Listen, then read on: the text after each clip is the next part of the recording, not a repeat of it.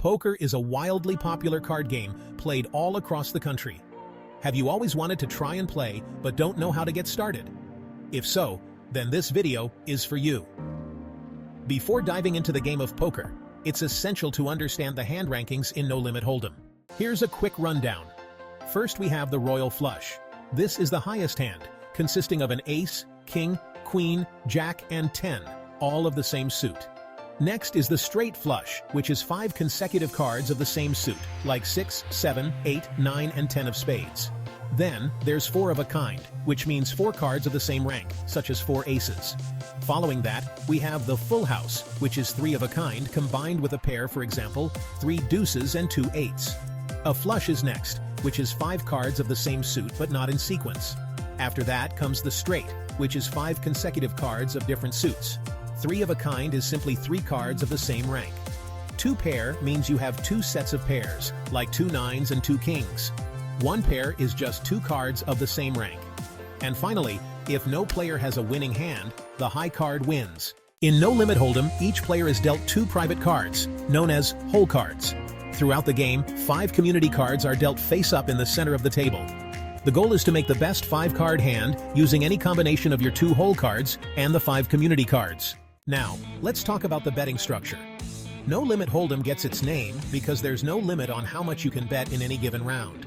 However, the game follows a structured flow of betting rounds. First, there's the pre-flop.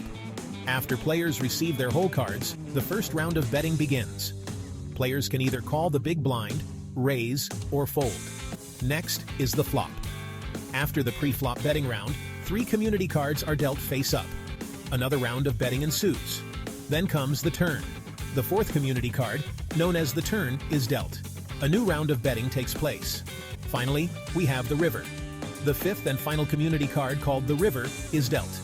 The last round of betting follows. Here's a quick example of how a hand of No Limit Hold'em might play out. First, pre-flop. Players are dealt 2 hole cards. The player to the left of the big blind starts the action.